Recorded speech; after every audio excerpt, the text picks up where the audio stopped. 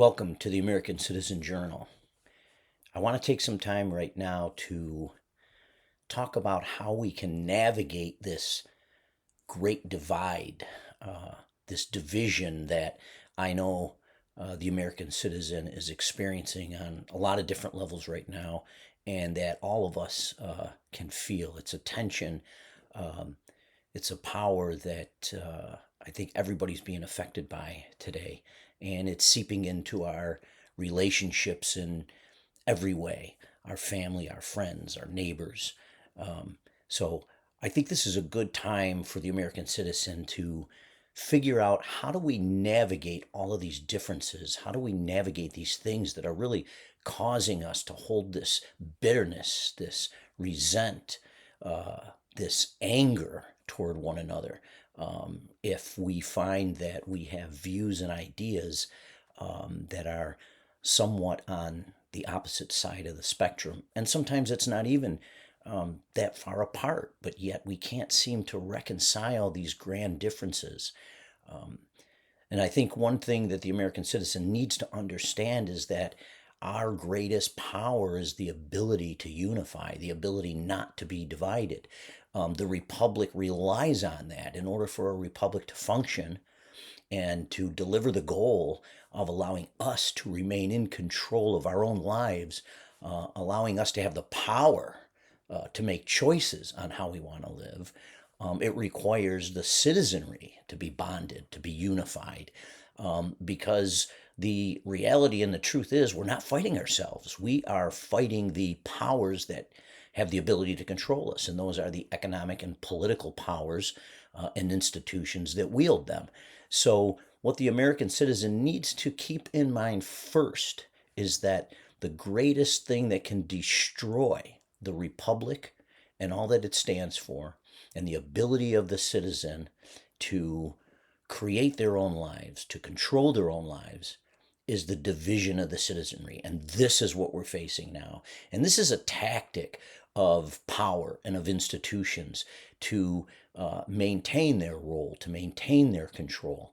And it's working very effectively now because once they divide the citizenry and the citizenry can't find those uh, elements of unity, we can't recognize who the threat is and where the threat is coming from. We start to assign the threat to us individually, to our neighbors, to our friends. Well, that's not where the threat lies. The threat lies in the institution that has a way of manipulating the citizenry and causing these divides and leading us into one camp or the other so that, again, they can monopolize and consolidate influence and power. And remember, a republic is about distribution of power, not consolidation. So any of these tactics that seem to allow the consolidation of the power, either politically and economically, are not constructive to the republic, and in fact are the primary sources of our destruction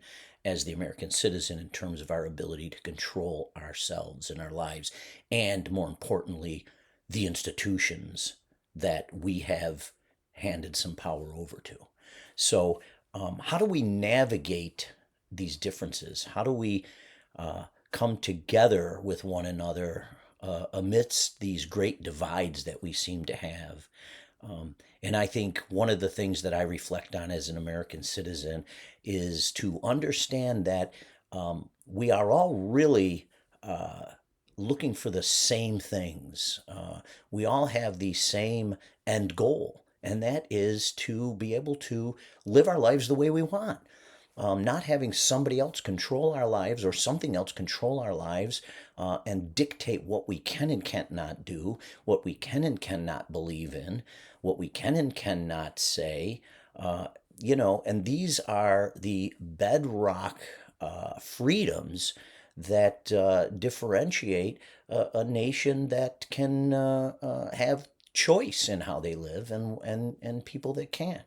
So, one of the ways that we combat this divisiveness is to understand, we all want the same thing. The American citizen wants to be free. We want to be able to express ourselves in the way that we feel is best for us. We want to pursue things according to what we believe in.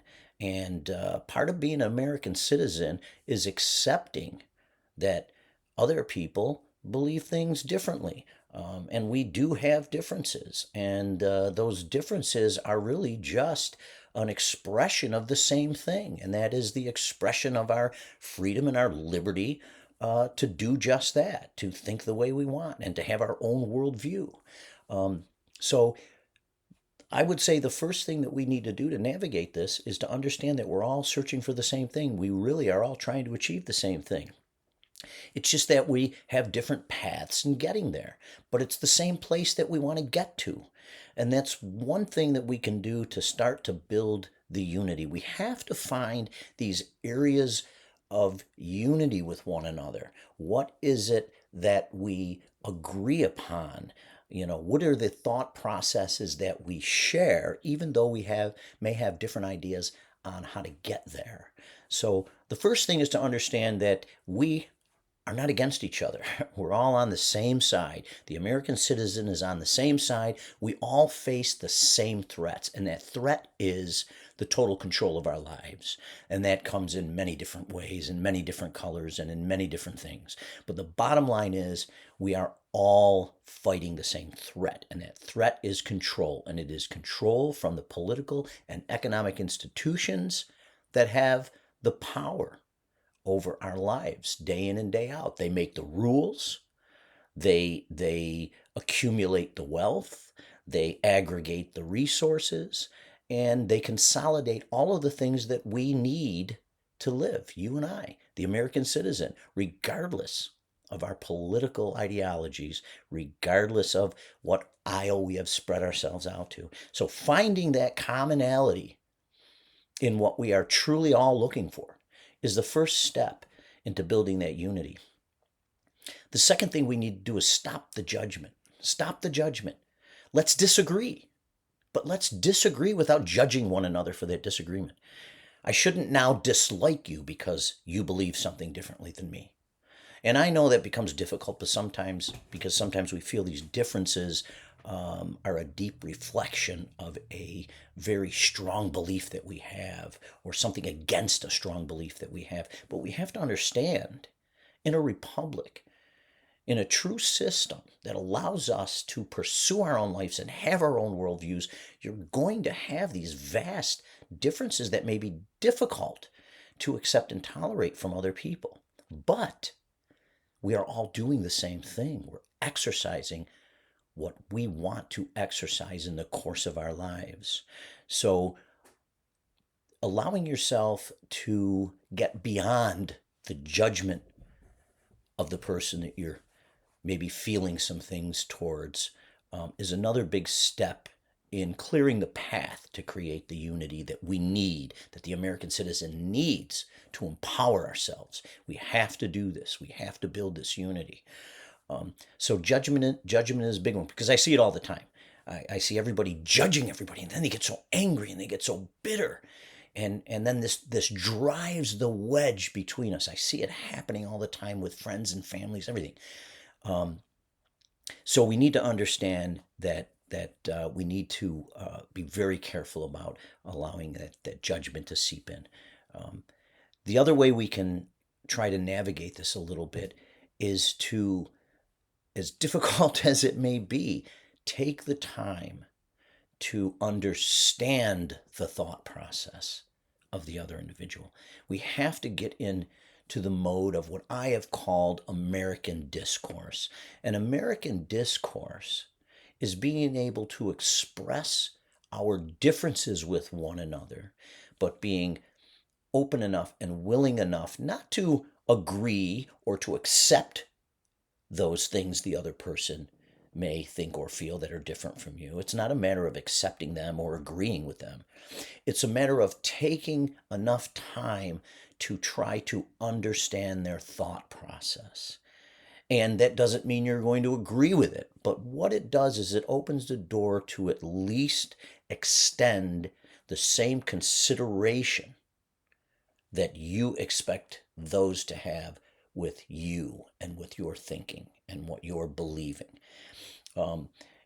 we need to remember we're trying to solve a problem here, or many problems here, in what's affecting our lives. We're all seeking some solutions to the things that anger us, to the things that we don't agree with. We want them resolved. We want solutions.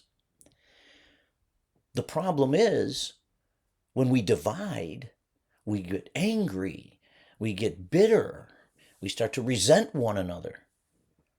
It provides no path to a solution. It makes the problems deepen. It deepens the divide. It makes it more difficult to overcome the things that we need to find a balance in our differences. You're not going to get what you want, and I'm not going to get what I want. But we are going to get what we want ultimately if we unify as a citizenry. And this is the goal. The goal is to solve the problems and to minimize the threats that are directed toward the American citizen. And those threats do not come from your friends and neighbors. Those threats come from the institutions that are manipulating you to convince you that they're coming from your friends and neighbors, but they are not.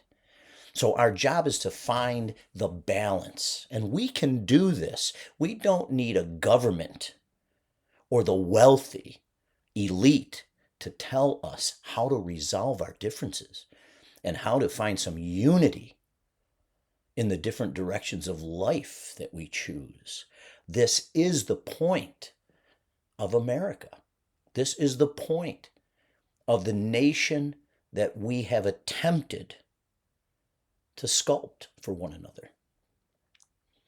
So we need to really make a conscious effort in listening and dealing with those that differ from us. And there's nothing wrong with disengagement. There's nothing wrong with knowing when it's time to say, hey, you know what? I'd rather talk about this with you because you and I really agree on this, or we really have this similar interest. So, hey, let's talk about this interest that you and I share instead of dividing each other further of the things that you and I differ in and maybe excite our emotions about. We need to know how to take a different direction. So there's another thing that we can do to help build a unity is take a different direction. If you feel that your discussion is starting to get into the divide, take a different direction. Tone it down, tone it back, change the conversation a little bit. Talk about something that you can feel good about with one another. Discuss what we know is all of our same goal, and that is how do we ensure that we can live and do the things that we choose to live and do without that control and without that hindrance. These are the discussions we should have. Not focused on the political issues that the media, the news, the political institution, the economic institution force in front of us, because those are the things that they want us to occupy our time and thinking with. Why? Because the more we occupy our time and thought about the issues that they fight over, all the issues that they fight over, we seem to come to believe that those are the threats, that those issues are the threats. And unless we agree with one side or the other to solve them in the way we think they need to be solved, that those are our threats. The issues are not our threats. The division is our threat. And the division is coming from the institutions that want to distract us from the fact that we are losing more and more control over our own lives. And we need to start to maybe focus on the things that are causing that, which are problems with the structure of our political economic systems that don't support the republic and don't support you and I. Okay? And it goes back again to the idea of consolidation. When our systems support the consolidation and control of the things that you and I need on a daily basis, whether it's our energy, whether it's our food production, whether it's the land and property that we need to survive on, if those things are controlled, you don't have a nation of freedom. If the citizenry doesn't remain in control of those things, you don't have freedom. So our goal is the same. That's our bond. That's our unity. Our unity is to gain that control and maintain that control and ensure that the structure of the institutions that we rely on to provide certain things for us are clearing the way for us to control the things that we essentially need to survive: food, energy, property.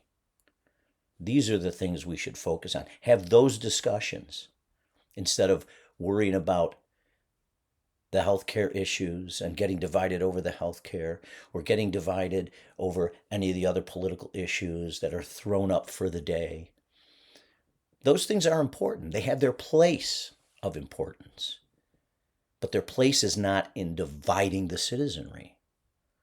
Those aren't the discussions we should be having. Those things will settle into taking care of themselves once we fix the problem of division. Once we fix the institutions that are working against us and against the goals of the Republic, those other issues will find their balance for us and they'll find their place. Those shouldn't be the discussions of division. The discussion should be, how do we restore the Republic? How do we restore our control, our ownership? Those should be the discussions. And those are things I think we can all find common ground on. So I'm hoping this is helpful. I'd like to continue this discussion, and I'd love to hear from our followers and from our readers. Please take the time to go to the American Citizen Journal website, to go to the American Citizen Journal Facebook page, like us, share us, talk to us, comment. The website is free. Sign up, get your email in there. I know things come in slow. We're not doing a lot of content right now, but we're hoping to ramp that up and get more of this going. I'm hoping to produce some more of these videos just to talk about the American citizen. That is you and I. And let us come together and let us start to solve our own problems. I hope this is helpful, and I hope to hear from you. Thank you.